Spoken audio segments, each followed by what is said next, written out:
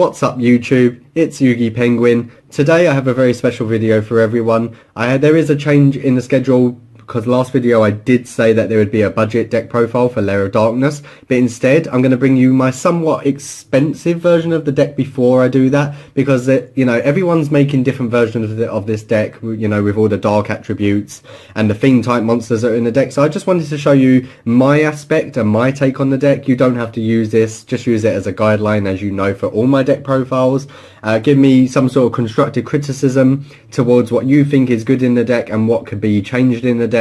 Obviously there could be changes. I don't run any Ash Blossoms, I don't run evenly matches, they're too expensive for me, so this is why I said somewhat expensive, and it's not too expensive. First of all, also I actually want to say thank you for almost helping me hit 300 subscribers. That is actually fantastic for me. I'm very happy. I didn't even think I'd start with 10 subscribers, but for the past 2 months my subscriber count is going up and up for some reason.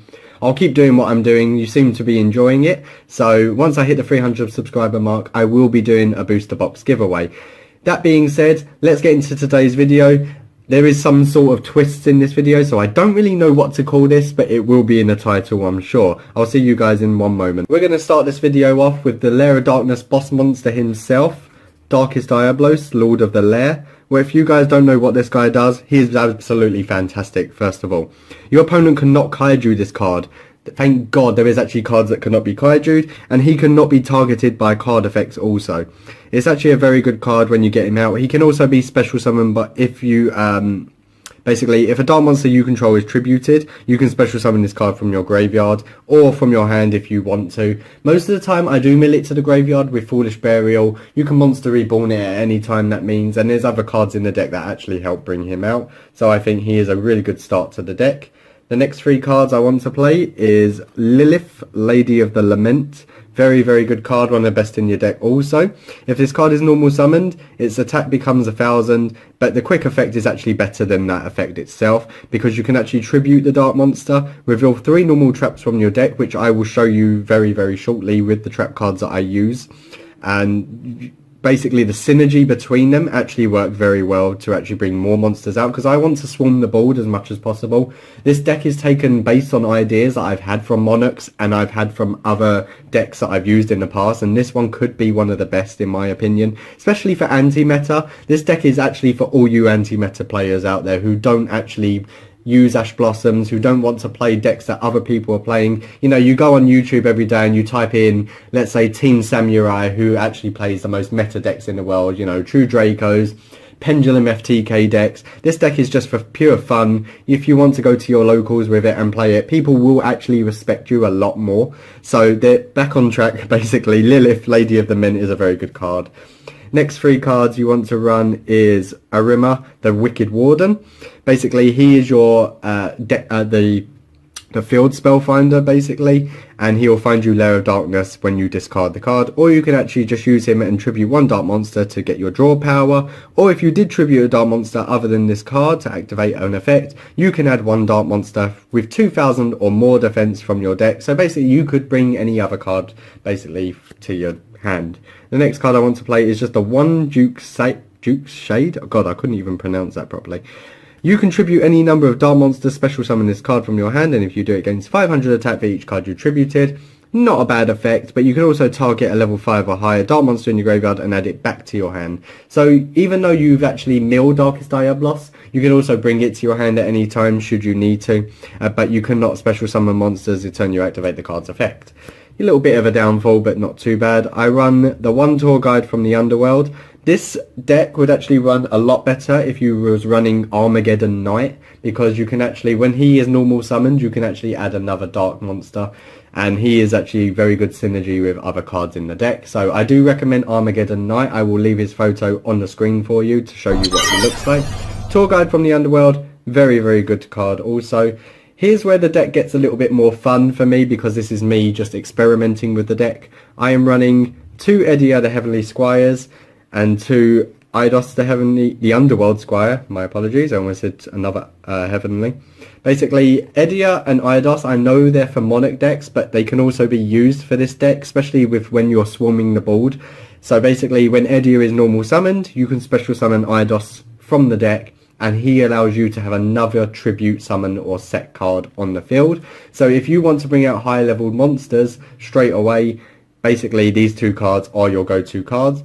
You can actually banish YuGiOh from the graveyard and actually special summon Edia on your turn to bring out the other YuGiOh from the deck. So they actually work very good synergy with the deck also. I only run the one Vanity's Fiend. So Vanity's Fiend is a very, very good card. We all know this by now. Neither player can special summon monsters. This won't matter to you if you're tributing your opponent's monsters off with Lair of Darkness. So I think Vanity's Fiend is a very good card. I am running triple Ghost Ogre Snow Rabbit. There's a reason why I'm running it at triple. Obviously I don't have Ash Blossoms, but for a tuner monster I actually do play the card on the field face up because I do have an extra deck and I do have cards that I want to bring out like Black Rose Dragon or Ancient Fairy Dragon, so good for synchro plays also. This is where the deck gets a little bit more weirder, so hopefully people will understand my way of thinking around this, but I'm playing 2 Dark Summoning Beasts. Reason being because once YuGiOh is on the field and Dark Summoning Beast is in your hand, basically you can tribute that card, activate Dark Summoning Beast, and I play my 2 favourite cards in the Wicked Beasts, and I play Raviel, Lord of Phantasms. He can bring you out tokens also. He may work synergy wise with Lair of Darkness, with a dark type, fiend type monster. I don't know, do not quote me on that, but I think that's a very good idea for the deck to actually implement the Wicked Beast some way. If you do like this video, please give me a like, especially for the Wicked Beast. I don't know what that was meant to be my thumb. Wow.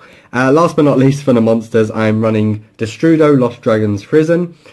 Another tuner monster, great for special summoning from the graveyard or from your hand, and also, you know, you're paying your life point cost, not a problem if you're bringing out more tuner monsters. Now for the spell lineup, I know this deck is a little bit all over the place and so are the explanations, but you know what, I'm still experimenting with my decks, and starting off with Lair of Darkness, the main spell card in your deck for field. All face-up monsters on the field become dark. Not a problem to you. Once per turn, if you would tribute a monster you control to activate a card effect, like I was saying, to activate a card effect, great for YuGiOh and Edia because they're activating effects that can actually bring out more monsters. So you don't even have to tribute your own monsters. You're going to be tributing one dark monster your opponent controls because all monsters on the field become dark. And once per turn during your end phase, you can special summon as many torment tokens as you would like. Basically, these things right here. And I also run 1 Dragon Ravine. I'm not too sure why. I mean, I was thinking about it. I mean, you've got Lair of Darkness, but if you want the extra field spell, that's not the greatest of explanations towards that. But I guess it's sending the 1 dragon type monster from your deck to the graveyard. So basically sending Destrudo or sending Darkest Diablos. That's the best way I can explain it. I also run just the 2 terraformings for the time being. You know, you want to have the field spells as much as you can and as quickly as you can. You have Arima as your monster, as your field searcher, but you also have terraforming just to fall back on. I play 1 Dragon Shrine, just in case you do want to send Darkest Diablos again if you have not found it in the deck. This is the reason why I don't play Pot of Desires either, because I have cards like this that actually quickly mill these cards to the graveyard rather than banishing them. I also run 2 Allure of Darkness. Easy explanation, draw 2 cards, banish 1 dark monster. Not a problem at all. 1 Monster Reborn, everyone's favourite go-to card is back. 1 Foolish Burial. The deck is actually more trap heavy than I thought, but I'm also playing viruses in the deck. So full False Virus by tributing 1 dark monster. You check your opponent's hand, all monsters they control, and all cards they draw until the end of their 3rd turn after the card's activation. Destroy all those monsters with 1500 or less defense. You also have Eradicator Epidemic Virus. Pretty much does the same thing, but it's also declaring the other cards for spell or trap. Look at your opponent's hand and all spells and traps they control will be destroyed. So that's actually very good. As long as they don't have cards that activate from the graveyard, it's actually a very good card. And last but not least for the viruses in the deck, Grinning Grey Virus, brand new for Lair of Darkness. But last but not least, coming up to Mind Crush, I only play the 1. So as I was discussing with Lilith, Lady of Lament, basically when she allows you to set a spell or trap card from your deck face down on the field, I always play back to the front. So when your opponent does have his turn or her turn, we would flip back to the front, Then target one monster in your graveyard, special summon it in defense position. Fantastic card if you want to bring Darkest Diabolos out, or any other high level powered monster. So I fully recommend Back to the Front, even if you want to run it at 3, but then this deck is already at 42 cards, and I may just narrow it down to 40 cards. Your side deck is anything that you actually want it to be, and it really does vary on who you're playing and what cards you're actually swapping out. My side deck consists of 1 Droll and Lockbird, 1 Phantom of Chaos, a Ra Sphere Mode before Phantom of Chaos for a 4000 beat stick, 1 more extra Vanity's Fiend, Trap card, 1 Mind Crush, Bald Wipes, Dark Hole and Regeki, Unending Nightmare, 1 Twin Twisters, 1 Cosmic Cyclone, and last but not least 2 Dimensional Barriers, because if you're playing Pendulum FTKs, that is a very good card to stop it, in my opinion. And then let's just move on to the extra deck.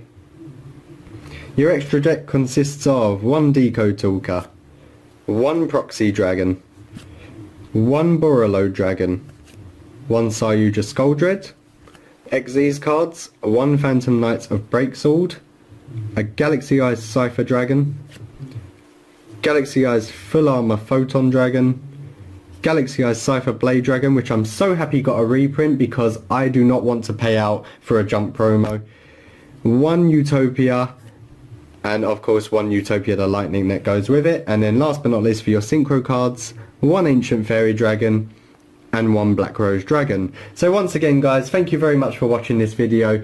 Please leave a like, hit the subscribe button, please help me reach my 300 milestone of subscribers. That is very much appreciated because I'm not getting paid to actually make these videos. It's just a bit of spare time. I enjoy this as a hobby, you guys enjoy it as a hobby. I hope you like watching my videos and giving me any sort of constructive criticism. Yugi Penguin signing out. Okay, make an outro. Okay, dun dun dun dun dun dun dun dun dun dun. I'm so getting a copyright strike for taking that music. Shit.